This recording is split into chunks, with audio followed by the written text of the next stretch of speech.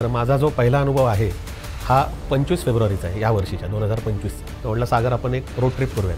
म्हणजे ठीक आहे, कुठं जायचं? तो म्हटलं आपण कोकण ट्रिप करू. आम्ही निघालो. स्प्लेंडर गाडी बघा कुठली, स्प्लेंडर घेतली. त्याची गाडी चालूच आहे. 1 तास झाला, 1.5 तास झाला, 2 तास झाले त्याच घाटात आम्ही. म्हटलं अरे तू कुठे घेऊन आला मला? जेव्हा आम्ही घाट सुरू केला अर्धा पाऊण तास झाल्यानंतर आम्हाला माझ्या असं लक्षात आलं की एक स्पॉट कंटिन्युअस रिपीट होतो. त्या ब्रिजवरती माझी जशी गाडी आली त्या ब्रिजवर एकही गाडी नाही. असं विचित्र वाटलं की एवढं ट्रॅफिक आहे आणि ह्या पुलावरती गाडी का नाही. मी तिच्याकडं बघतोय आणि ती हात करणार तेवढ्या तिने असं थोडंसं माझ्याकडे बघितलं आणि ती पूर्ण गाडी सकट ती मुलगी गायब. चालत्या याच्यात म्हणजे कळलं का कोण होती, काय होती, काय तपास लागला का?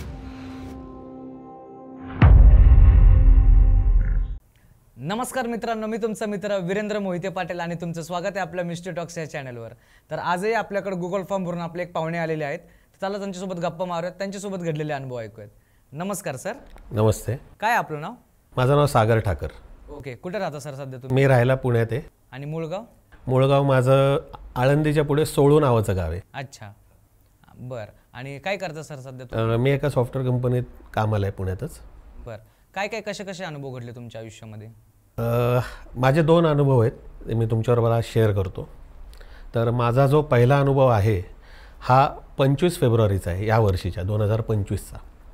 सो त्याचं झालं असं की माझं ऑफिस सकाळचं 10चं असतं. सकाळी मी माझा नेहमी नॉर्मल जसं आवरून निघतो तसं घरातून निघालो. माझी कार घेतली. कोथरूडला माझं ऑफिस आहे. ऑफिसला गेलो आणि दिवस चांगला होता, मस्त. ऑफिसला पोचलो. माझं दिवसभराचं जे काम असतं ते केलं. तर ऑफिस माझं साधारणतः 6:30पर्यंत सुटतं. दिवसभर माझा ऑफिसमध्ये गेला. मी माझ्याच ऑफिसच्या कामातच होतो. आणि 6:30ला मी साधारणतः आता कोथरूडला असं आहे की खूप पीक टाईम असतो. 5-5:30च्या पुढे गर्दी वाढते. बरोबर. आणि माझं ऑफिस जिथं आहे तो मेन कोथरूडचा चौकच आहे. त्यामुळे तिथे भरपूर ट्रॅफिक असतं. तर मग मी त्या दिवशी नेहमीप्रमाणे 6:30ला वगैरे 6:35 वगैरे वाजले असतील, मी माझ्या ऑफिसमधून उतरलो. रस्त्यावर भरपूर ट्रॅफिक होतं.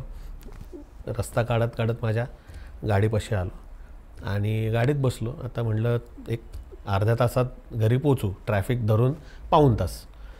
आणि त्या ह्यानी मग मी माझी गाडी वगैरे सुरू केली, मस्त गाणी लावली आणि निघालो.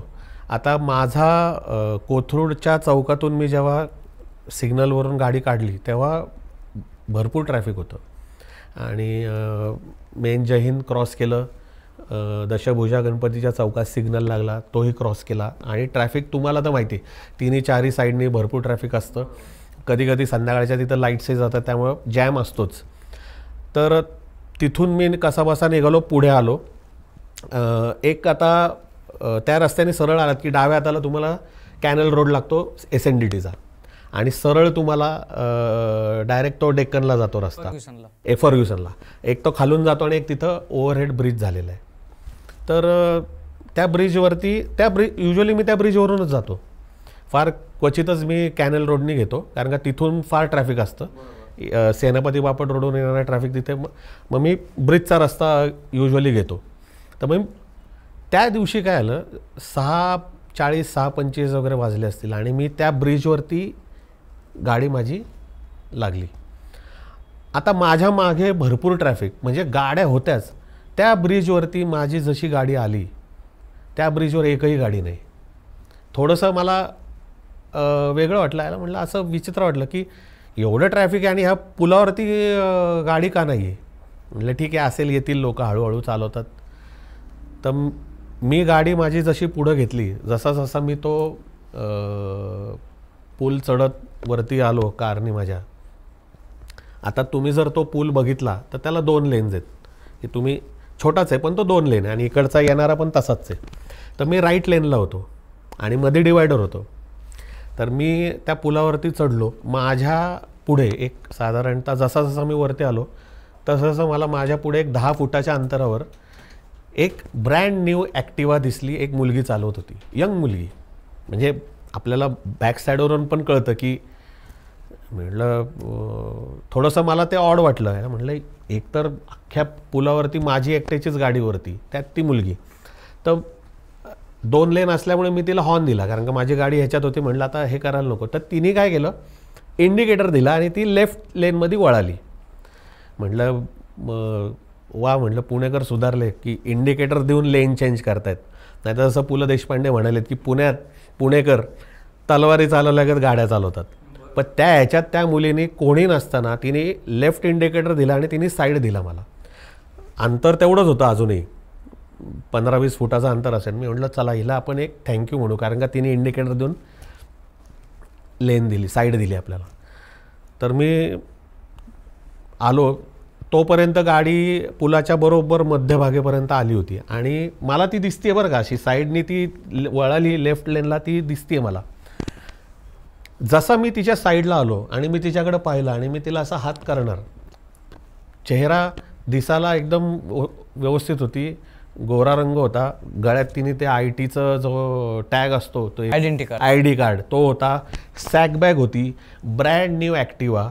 मी तिच्याकडं बघतोय आणि ती हात करणार तेवढ्यात तिने असं थोडंसं माझ्याकडे बघितलं आणि ती पूर्ण गाडी सकट ती मुलगी गायब झाली. चालत्या ह्याच्यात. बापरे. मला अजून विश्वास बसत नाही की मी ते, म्हणजे आपण मायथॉलॉजिकल सिरियल वगैरे किंवा पिक्चरमध्ये बघतो, माणसं गायब होतात, ट्रिक फोटोग्राफी, इनविजिबल होतात. ती अख्खी गाडी सकट ती मुलगी इनविजिबल झाली माझ्या डोळ्यासमोर. म्हणजे आता तुम्ही तो पूल बघितला असेल, तो काय फार मोठा नाही आहे. मग शेजारची लेन पण तुमच्या गाडीच्या जवळच असते. म्हणजे अक्षरशः माझ्या कारच्या शेजारची मी बघतोय त्या मुलीला आणि ती मुलगी अक्षरशः विथ गाडी गायब झाली. 2 मिनटं मी गाडी स्लो केली, मी मागं बघितलं, मला काय दिसली नाही. मी म्हटलं आपला ॲक्सिडेंट नको व्हायला म्हणून मी परत रस्त्यावर लक्ष ठेवलं, उतरलो हळूहळू. आता तुम्हाला माहिती आहे, पूल उतरला की पहिले तुम्हाला लेफ्टला इंडियन ऑइलचा पंप, बरोबर, हो.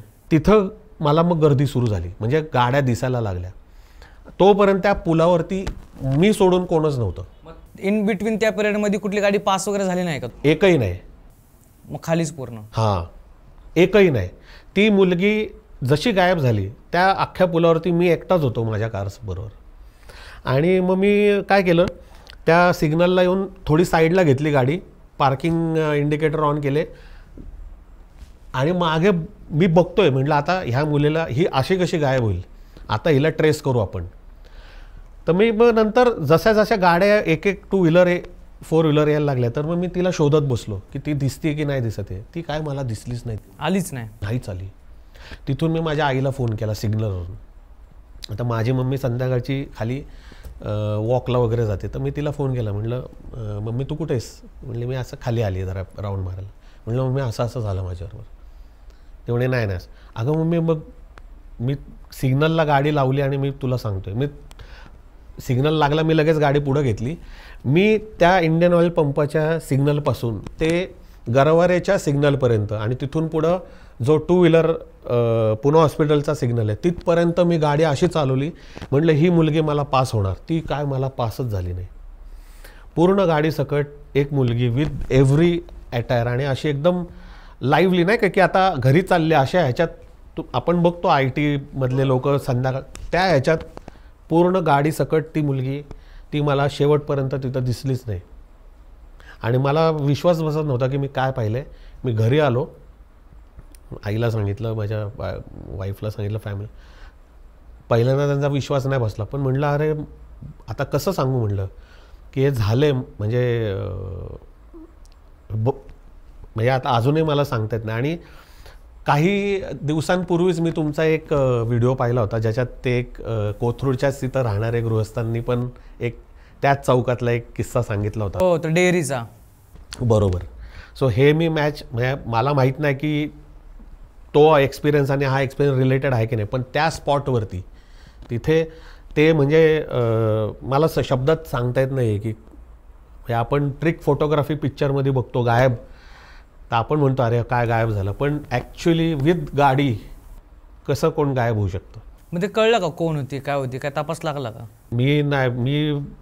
मला असं झालं नाही. म्हणजे मी फार म्हणजे आता जसं मी तुम्हाला म्हणलो की तो रस्ता इतका पॅक्ड असतो, गर्दी असते. हां, ट्रॅफिक जॅम होत नाही त्या रस्त्यावर, कारण का सिग्नल व्यवस्थित हँडल केलेले आहेत, पण मुव्हिंग ट्रॅफिक आहे. पण त्यातूनही मी प्रयत्न केला तिला शोधायचा. मी बऱ्यापैकी गाडी हळू साईडला घेऊन मी मागे वळून पण बघत होतो की नाही का की आत्ता पास होईल मग पास होईल. नाही, म्हणजे मला दिसलीच नाही ती मुलगी. मी डेक्कनपर्यंत जवळजवळ मी लकडी पुलापर्यंत मी गाडी इतकी स्लो केली, म्हणलं ही मला कुठून तरी दिसणारच. बरोबर. मला ती मुलगीच दिसली नाही ना, ती गाडी दिसली. आणि brand new Activa, brand new नवीन करकरीत गाडी, सॅक बॅग पूर्ण अटायरमध्ये ती मुलगी. सो आय डोंट नो म्हणजे की आता हे भूत होतं का काय, पण भास पण नाही म्हणू शकत. भासही नाही. कारण की साईड दिली ना तिने. आणि कसं आहे तो वेळ बघा ना, त्या पुलावरती कोणच नाही आहे, असं होऊच शकत नाही. त्या पुलावरती रात्रीची पण लोक असतात, रात्री पण असतात, रात्री पण मुव्हिंग ट्रॅफिक असतंच. म्हणजे तो पूल त्यासाठीच बनवला की खालून काही लोक जातात, वरून जातात. वरून जाणाऱ्यांची संख्या जास्त आहे खालून जाण्यापेक्षा. बरोबर. तर हा अनुभव म्हणजे मला त्रास तसा फार झाला नाही, पण मी एक्सप्लेन नाही, म्हणजे आता कोणाला सांगितलं तर विश्वास बसणार नाही. हा उभ्या उभ्या एक व्यक्ती गायब कशी होऊ शकते. बरोबर. तर हा होता तुमचा अनुभव. त्रास वगैरे काय झाला? त्रास नाही झाला. ह्याच्या व्यतिरिक्त अजून एक अनुभव ना, तो काय? हा अनुभव तसा थोडा जुना आहे, एक 15 वर्षांपूर्वीचा 2010चा अनुभव आहे, शेअर करतो. हा माझ्या घरी मी सांगितला नव्हता. आज तुमचा चॅनल आवडतो म्हणून मी आज हा शेअर करतो तुमच्याबरोबर. तर माझा एक खूप चांगला जवळचा मित्र होता आणि एके दिवशी तो घरी आला. तो म्हटला सागर आपण एक रोड ट्रिप करूयात. म्हटलं ठीक आहे, कुठं जायचं? तो म्हटलं आपण कोकण ट्रिप करू. म्हटलं पण तुझ्याकडं काय मॅप बीप लोकेशन? आता ही 2010ची गोष्ट आहे बरं का. त्यावेळी आपल्याकडं गुगल मॅप हा प्रकार नव्हता. स्क्रीन टच फोन तेव्हा नव्हते.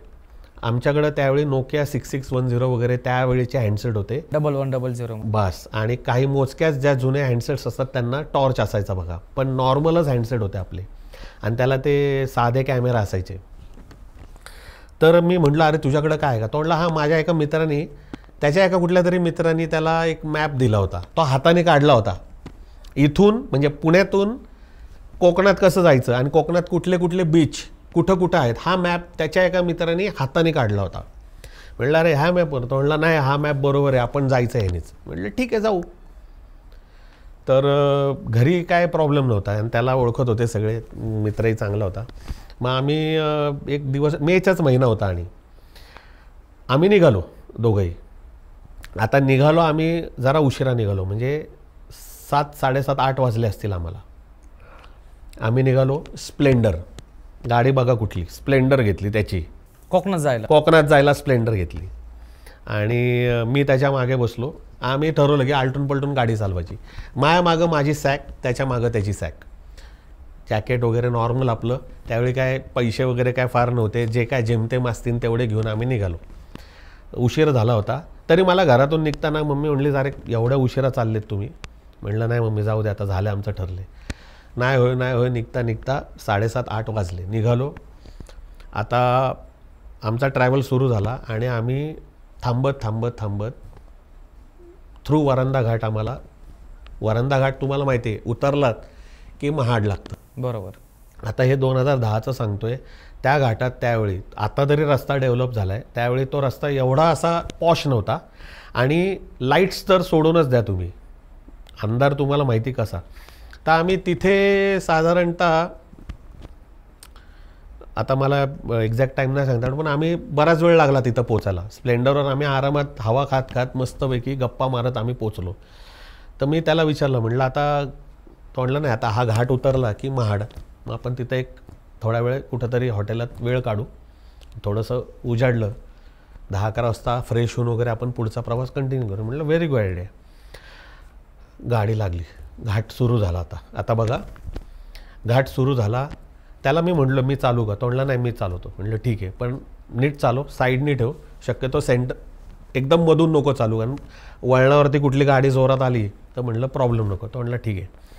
गाडी आमचं सुरू झालं. मग चालतोय, अर्धा तास झाला, पाऊण तास झाला, गाडी चालूच आहे. 1 तास झाला, 1.5 तास झाला, 2 तास झाले त्याच घाटात आम्ही. म्हटलं अरे तू कुठे घेऊन आला मला? म्हटलं काय संजीवनी पर्वत आहे का की काय, हा काय डोंगरच संपत नाही आहे का, हा घाट कुठं संपतोय म्हटलं, तू कुठं आणलं आहे म्हटलं मला. तो म्हटलं मला पण, कारण माझं फर्स्ट टाईम होतं, त्याचाही फर्स्ट टाईम होतं त्या घाटात आणि 2 व्हीलरवर. तर तो म्हटला नाही आता. म्हटलं गाडी तर, म्हटलं चल बघ काय होईल ते होईल. मग चालवतोय. तर माझ्या असं लक्षात आलं की जेव्हा आम्ही घाट सुरू केला अर्धा पाऊण तास झाल्यानंतर माझ्या असं लक्षात आलं की एक स्पॉट कंटिन्युअस रिपीट होतोय. आता बघा इथेही तसंच, त्या घाटात आमच्याशिवाय कोणी नाही, पूर्ण अंधार, म्हणजे फक्त रातकिड्यांचा आवाज, आणि पण लाईट नाही, गाडी नाही, काहीच नाही, पूर्ण जे दिसतच नव्हतं. जेवढा स्प्लेंडरचा हेडलाईटचा जेवढा प्रकाश तोच दिसतोय. तर मग एका स्पॉटला असं झालं की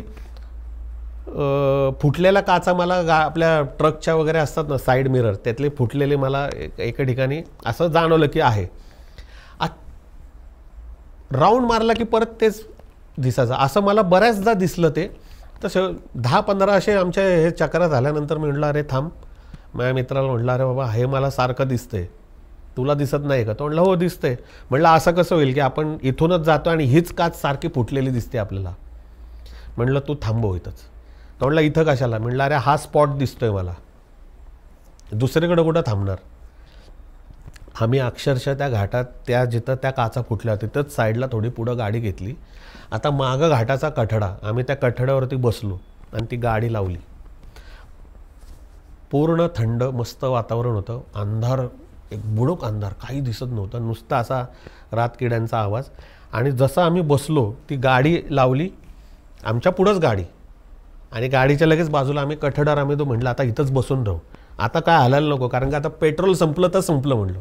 आणि आपल्याला माहीत नाही की आपण खाली उतरू की नाही, किंवा आपण कुठल्या पोझिशनला घाटाच्या आम्हाला माहितीच नव्हतं. म्हटलं आपल्याला काहीतरी चकवा वगैरे लागलेला आहे.